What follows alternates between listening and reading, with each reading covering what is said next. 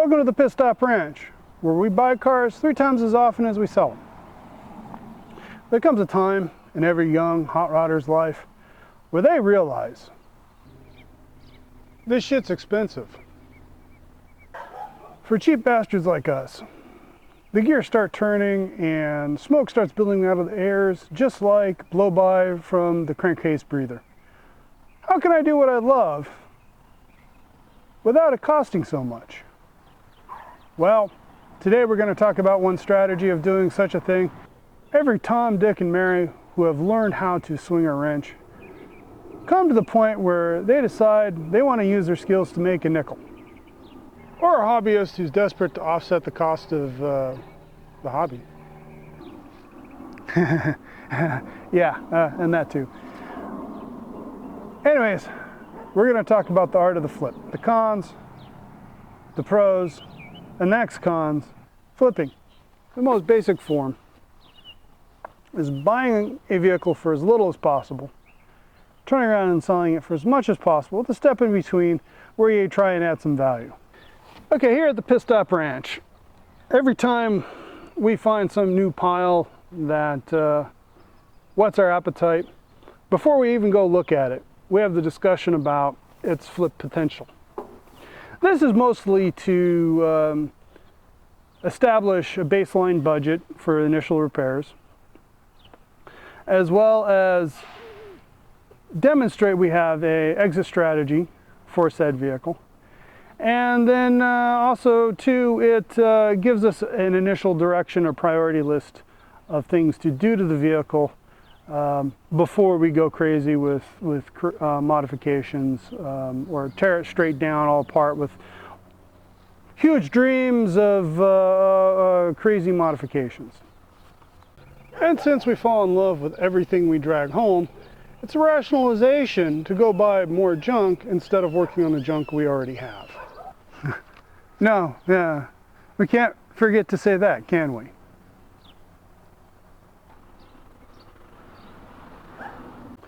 Now, one strategy is to buy a vehicle from someone who's anxious to sell, looking to get rid of, and doesn't quite know or want to take the time to maximize the selling price.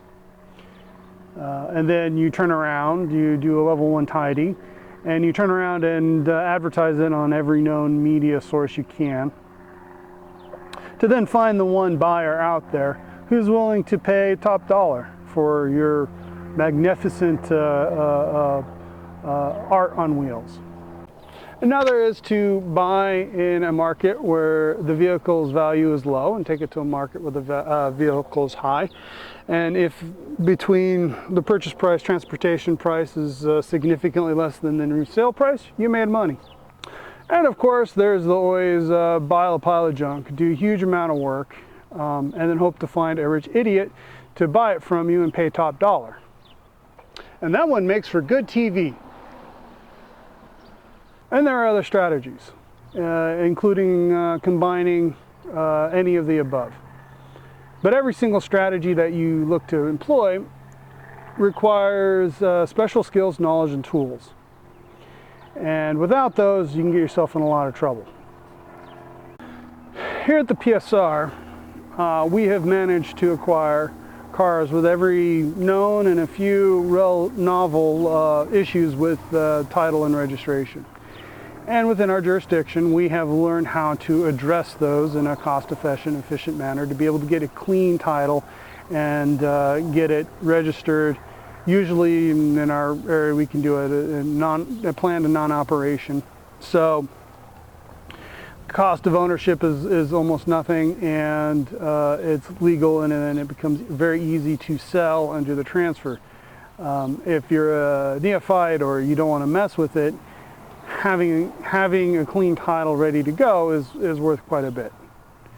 We've often said that a rolling complete vehicle with title and registration is worth $2,000 right there. It doesn't have to run. It doesn't have to even be remotely drivable.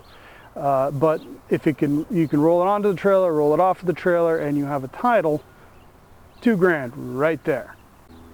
However, there's a limit to this strategy. And if you're looking to quit your day job, it's a difficult way to cover the rent, put food in the bellies, and so forth.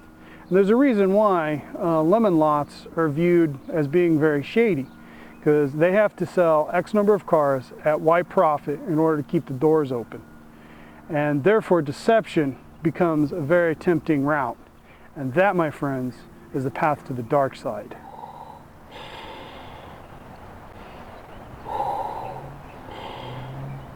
This is the car you are looking for.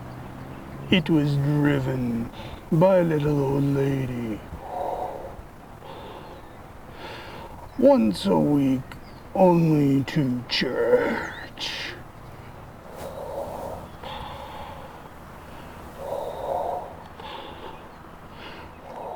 This here is an example. Previous owner took it to a hot rod shop to get a bunch of work done and get it fixed up and running. Except the price was too much. And after abandoning it at the shop owners needed to clear space. So they advertised it for whatever the heck they could get for it. Basically covered the little bit of work they had as well as storage. We picked it up with no engine or transmission, going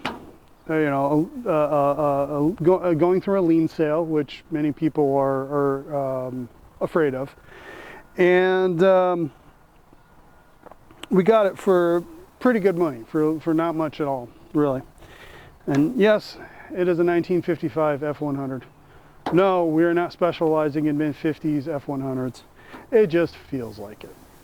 Now, it has a pile of other issues that when we bought it, that made it pretty much worthless to anybody that doesn't have our capabilities. So it drove the price way down. And our plan is going to be to flip it. And so when we're going to go along and show you how we do it, and then we'll use the money to fund some of our other more interesting projects that we're more inclined to keep. Now, common issues with these classic vehicles, and since our show focuses on classic vehicles, that's what we're going to discuss. With these classic vehicles, they're 10 times past their design life.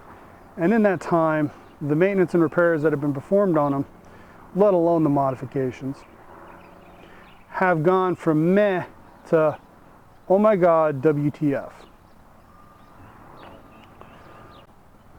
So, pretty sells. And shiny paint and bright chrome hide all manner of mechanical sin. And flippers, the bad ones, the evil ones, the ones wearing masks with a raspy breath, will do their utmost to take their limited budget to clean, polish, minor body and paint work, and then sell without addressing any sort of the mechanical issues that might exist.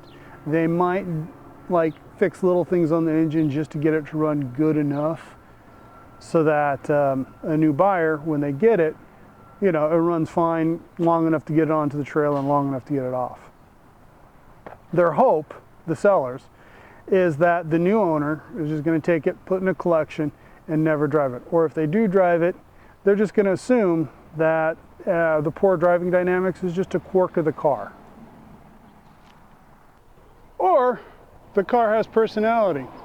Or that's just how old cars drive. And so don't do that. If you knowingly sell an unsafe vehicle without disclosing it, and then the driver, the new owner, and or even worse, innocent bystanders get hurt by it, you might not be financially responsible for it. You might not have to pay for it, but you're still responsible. And even professional shops, in order to make money, have to maximize how much work they charge you for and minimize how much work they actually do.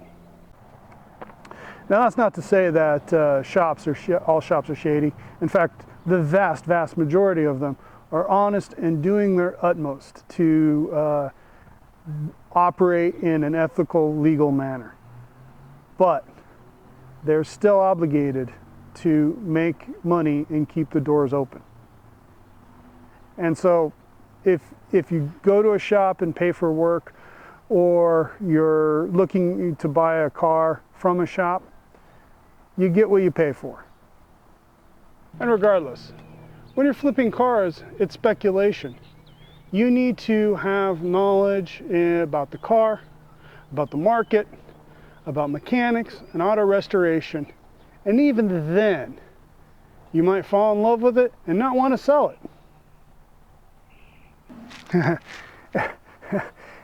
Yeah, that happens sometimes, often around here.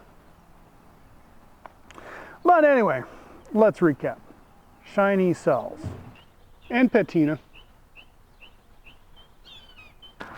And patina, that's selling pretty good right now as well. Who knows where that's going to be in the future, but.